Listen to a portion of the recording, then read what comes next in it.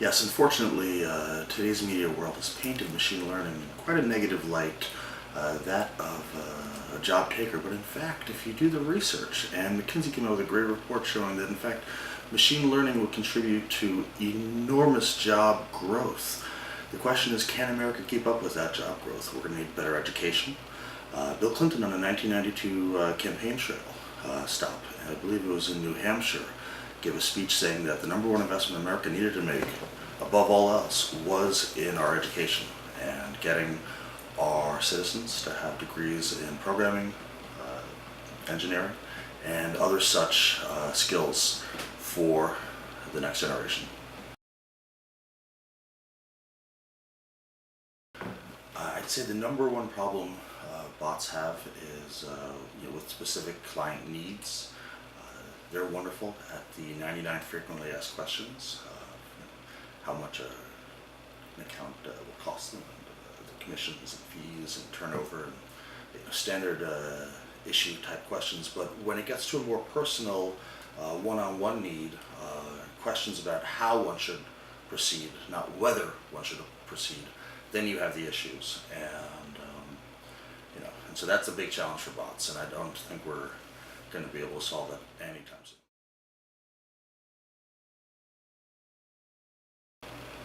I think financial fraud. I think machine learning is going to absolutely dominate financial fraud.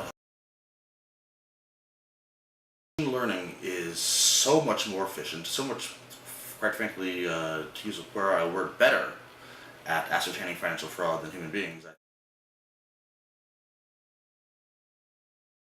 Right now, payment transfers seems to be the hottest field. I see more of my colleagues entering payment transfers than anything else. Though it seems that Venmo is dominating the field right now, there seems to be a venture capital seems to be flush and desiring to throw money at payment processing solutions of any sort, whether it's Venmo. For the front side or back office. But right now, the ease of payment processing is where people are just dying to throw money at. It's where banks are most insecure because there's a slippery slope for the potential of cannibalism. So banks are very scared about payment transfers. And so I think that payment transfers, virtual wallet, those are two of right now the very hottest fintech spaces. Getting a lot of desire from both the funding and from engineers wanting to work there. I think when done well, it can be done very well. Fidelity Labs has become a beacon of the industry and a very impressive name to see on any resume. At the same time, I've seen other hedge funds kind of try to implement it in a more of a catch-up way, and I think it's apparent when it's more of a catch-up than it is taking a real step forward on your own. I mean, Fidelity, being one of the oldest, most established companies, has really embraced technology, as has Legg Mason as well, actually. Legg Mason has taken several Johns Hopkins AI professors and brought them in and has really invested very heavily in the technology side. But of course, nobody's invested more in the technology side than JP Morgan, which has with Jamie Dimon in the lead, tried to put a dollar into every part of fintech. And I think JP Morgan would essentially buy up any fintech asset that seemed worthy. So clearly there's quite a bit of insecurity on the banks, understandably so. And beyond financial advising, I think that, I do think bots will dominate, and I think that personal financial advice will continue to have a need for human beings, but in general, I do think that finance will have fewer jobs overall because of bots 20 years from now.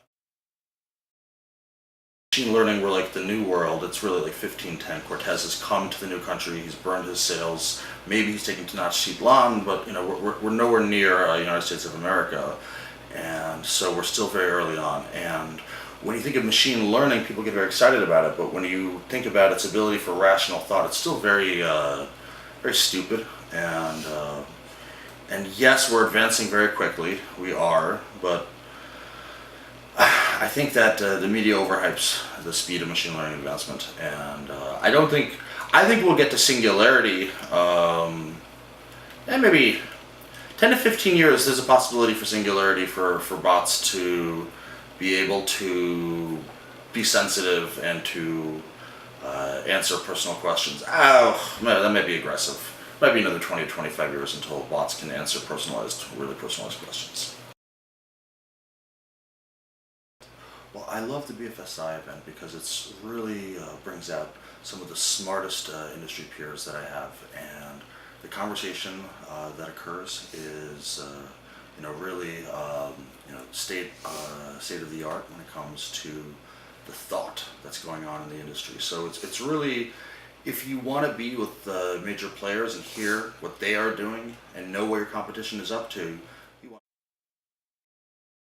I was very impressed by last year's fellow panelists at the conference, and then after my panel, the questions I got from the various company representatives so it's a fantastic, really can't miss event for anyone in our related fields.